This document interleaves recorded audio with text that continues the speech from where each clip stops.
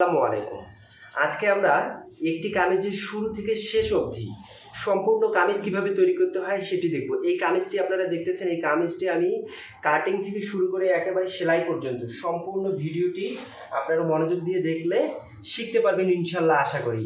তো আমার এই ভিডিওতে আমি হলাম যে এই মোহরা লাইনটি, এই মোহরার মাপটি কিভাবে হাতার সঙ্গে বডির অ্যাডজাস্ট হয় সেই নিয়মটি দেখিয়েছি আপনাদের। হলো যে এই মাপটি অর্থাৎ এই মোহরার লাইনটি মোহরার মাপটি কখনো বেশি নিচে নেমে যায়, কখনো উপরে উঠে যায়, কখনো টাইট হয়ে যায়।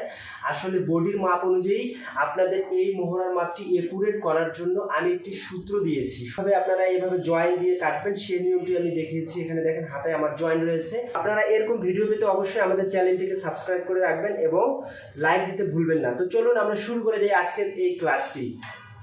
তো শুরু করা যাক। দেখেন, কাপড়টাকে প্রথমে আমরা এভাবে দুই ভাঁজ দিয়ে নিব। নেওয়ার পরে এভাবে আমরা ভাঁজ করে নেব। ঘেরের মাপের সঙ্গে 2 ইঞ্চি যোগ করে এভাবে ভাঁজ দেব। আমাদের ঘেরের মাপ হলো 24। আমরা এই কামিজে দেব 24। এই যে 12 দুগুণে 24 আর এখানে 1 ইঞ্চি আছে, 2 ইঞ্চি, অর্থাৎ এখানে হলো 13। 13 দুগুণে 26, আমাদের হবে 24। তারপরে অবশ্যই আমরা চেক করে নেব এই যে সাইড থেকে যে হাতার কাপড়টা বের হবে এটা কি হবে কি না। আমরা হাতায় জয়েন দিয়ে এই হাতাটা তৈরি করব, না হলে হবে না। তো এভাবে আমরা ভাঁজ দিয়ে নিলাম। ভাঁজ দিয়ে নেওয়ার পরে সোজা করে বসায় নেব, সোজা করে নেব, কাপড়টা সোজা করে নেব। তারপরে 1 ইঞ্চি সেলাইয়ের মার্জিন রাখবো, 1 ইঞ্চি সেলাইয়ের মার্জিন রাখবো। রাখার পরে এখান থেকে আমরা লম্বার মাপটা দিয়ে দেব। লম্বার মাপ কত?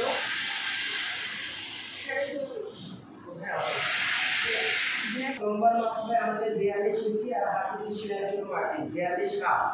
এরপরে আমরা এই দুটো লাইন বের করে নিয়ে যাব। এই লাইনটা বের করে নিব। আচ্ছা, আমরা লম্বার মাপ পেয়ে গেলাম। সর্বপ্রথম আমাদের কাজ হলো লাইন বের করা। এই কামিজ কাটার প্রথম ধাপ হচ্ছে লাইন বের করা। যদি লাইন সুন্দরভাবে বের করতে পারেন তাহলে তারপরে এখন আমরা পরের যে লাইনটা বের করবো সেটা লাইন হচ্ছে বডি বা মোহরা লাইন। তো আসেন আমরা বডি বা মোহরা লাইন বের করার যে কোনো বডির মাপের বডি বা মোহরা লাইন, এই লাইনটা বের করার সূত্র আপনাদেরকে শেখাবো। তো এখানে আমরা একটা চার্ট দিয়ে দিচ্ছি। এই চার্টটাকে আপনারা হলো যে নোট করে রাখবেন, খাতায় নোট করে নেবেন অথবা লিখে নেবেন, নিয়ে তারপরে প্র্যাকটিস করবেন। এখানে এই যে বডির মাপ এখানে দেওয়া আছে, এই বডির মাপ সোজা দেখেন আমাদের একটি লাইন আছে। এই যে লাইনটা কলাম আছে, এই কলামের মধ্যে সূত্রটা দেওয়া আছে। বডির মাপ যদি 38 হয় তাহলে পুর থেকে মোহরা লাইনের দূরত্ব হবে 6.5। এখান থেকে এই পর্যন্ত হবে 6.5। সূত্র অনুযায়ী আমরা পাইলাম এখানে 6.5 ইঞ্চি। তারপরে আমরা উপর থেকে এই নিচ পর্যন্ত আমরা দেব 20 ইঞ্চি।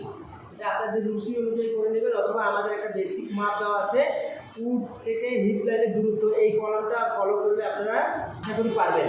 তো আপনাদের 20 ইঞ্চি দিয়ে নিলাম। তারপরে আমরা কী করবো, এই দুই লাইনের মাঝামাঝি দেব কোমরের লাইন। এখান থেকে এই পর্যন্ত যা আসবে সেটাকে অর্ধেক করে নেবো। অর্ধেক করে নিয়ে আমরা এখান থেকে এই পর্যন্ত দেবো কোমরের লাইন।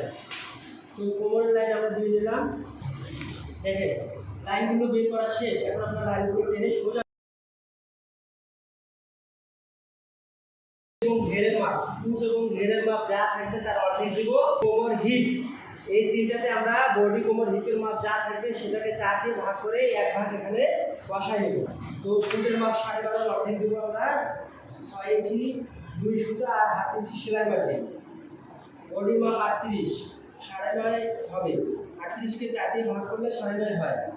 35 ইঞ্চি কোমরের মাপ, 35কে 4 ভাগ করলে হবে 9.5, 2 দাগ কম 9, 9.5। হিপের মাপ 38কে 4 ভাগ করলে হবে 9.5। আর ঘেরের মাপ হলো 24, অর্ধেক 2 ভাগ হবে 12, এই যে 12 ইঞ্চি। অঙ্কন করার পূর্বে যেখান থেকে আমরা বডির মাপ নিয়েছিলাম এই মাপ থেকে ভিতরের দিকে 2.5 ইঞ্চি ভিতরে আরেকটি দাগ দিয়ে দেবো। এই দাগ আর এই দাগ, এই 2 দাগের মাঝামাঝি আমরা এভাবে লাইন টেনে দেবো। এভাবে লাইন টেনে তারপর এখানে শেপগুলো সেট করি। শেপ দেওয়ার সময় শেপ কাটার এখান থেকে 3-4 ইঞ্চি বাদ দিয়ে তারপর শেপ দেব এভাবে। তারপরে এই শেপ কাটটাকে এভাবে উল্টাই নেব। নেওয়ার পরে এটাকে আবার এভাবে উল্টাই দেবো। দেওয়ার পরে এভাবে দেবো, এই যেভাবে 3 থেকে 4 বা 5 ইঞ্চি বাদ দিয়ে তারপর শেপ কাটটা ব্যবহার করবো। তারপরে এটাকে আবার এভাবে উল্টে নেব, এই নিচের দিকে আমরা এই লাইনের সঙ্গে এই লাইনটা মিলাই দেবো। দেওয়া শেষ, এখন আমরা মোহরার শেপটা দিয়ে দেবো। এই যে এভাবে মোহরার শেপ দিয়ে দিলাম। এরপরে আমরা কি করবো, এখানে 1.5 ইঞ্চি পরিমাণ সেলাই মার্জিন, আর এখানেও 1.5 ইঞ্চি পরিমাণ সেলাই মার্জিন, আর এখানে রাখবো আমরা মাত্র 1 ইঞ্চি পরিমাণ সেলাই মার্জিন, নিচেও রাখবো 1 ইঞ্চি পরিমাণ সেলাই মার্জিন কাটবো। অর্থাৎ অঙ্কন করা শেষ, এখন আমরা কেটে নেব। আরেকটা জিনিস আমরা ভুল করেছি, সেটা হলো অবশ্যই পুঁতির দিকে 3 সুতা পরিমাণ ডাউন দিয়ে নেব, আর ঘেরের দিকে 1/2 ইঞ্চি পরিমাণ ডাউন দিয়ে নেবেন, এইভাবে ডাউন, অর্থাৎ ভেতরের দিকে ডাউন।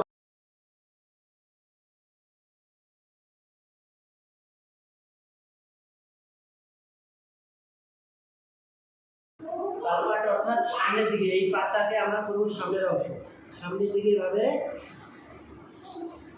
1/2 ইঞ্চি পরিমাণ কেটে নেব। তারপর কাটা শেষ।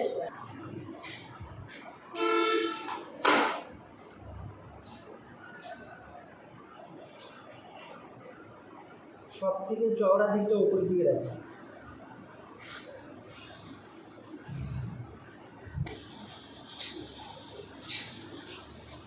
উপরের দিকে রাখার পর আমরা এভাবে এটাকে, এই পাইপটাকে কেটে সমান করে নেব। আগে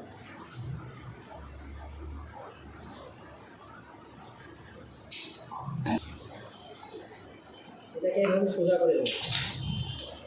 সোজা করে নেওয়ার পরে এখান থেকে 3.5 ইঞ্চিতে একটা দাগ দেব, ঠিক ওখান থেকে হাতার লম্বার মাপটা দিয়ে দেবো 17 ইঞ্চি লম্বা।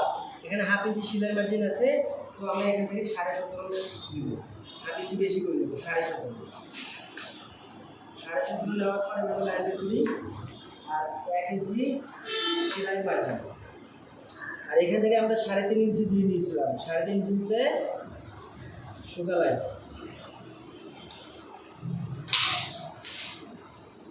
এখানে এতটুকু সেলাই মার্জিন বাদ দিলাম, জয়েন হবে হাতার মাঝখানে জয়েন করবো।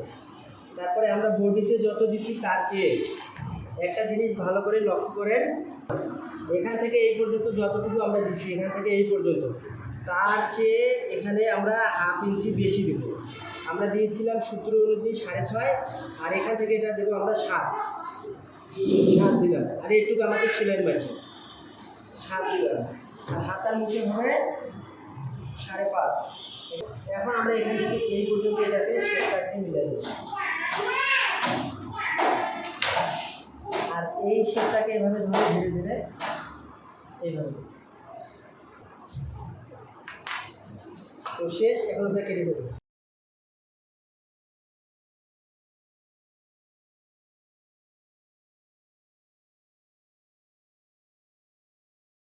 কত হবে? 38।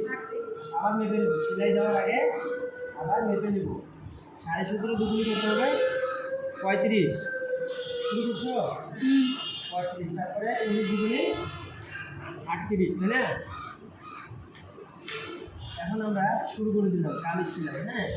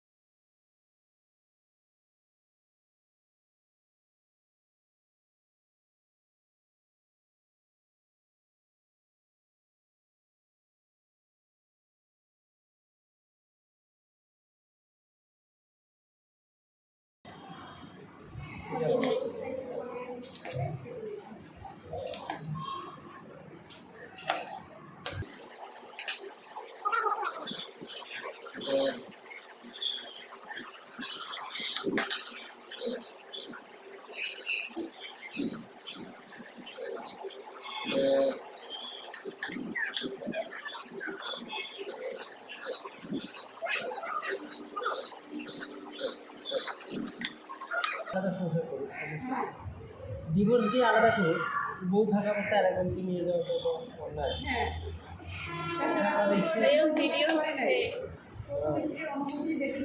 এই আমাদের ভিউয়ার্সরা কিছু হয়ে গেল।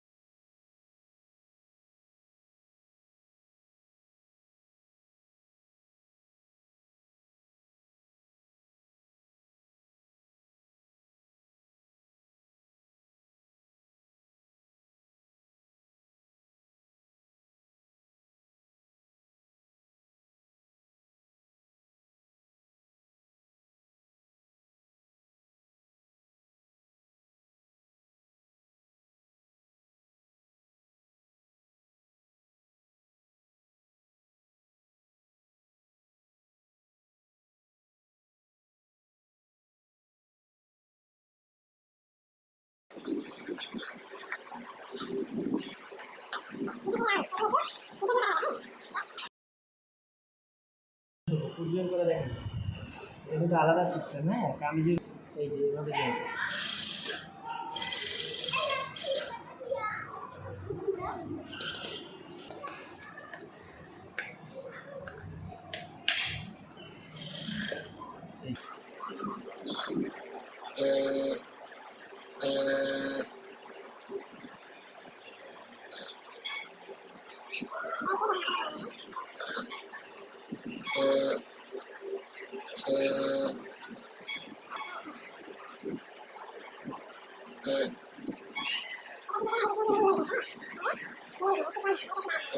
উল্টে দেবেন, এটা এভাবে উল্টে দেবেন।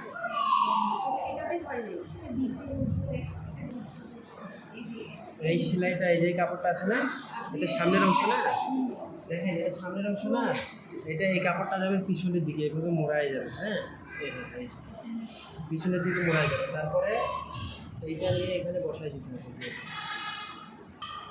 এটাও আসবে পিছনের দিকে এইভাবে। হ্যাঁ, তারপরে আবার এটাকে দিয়ে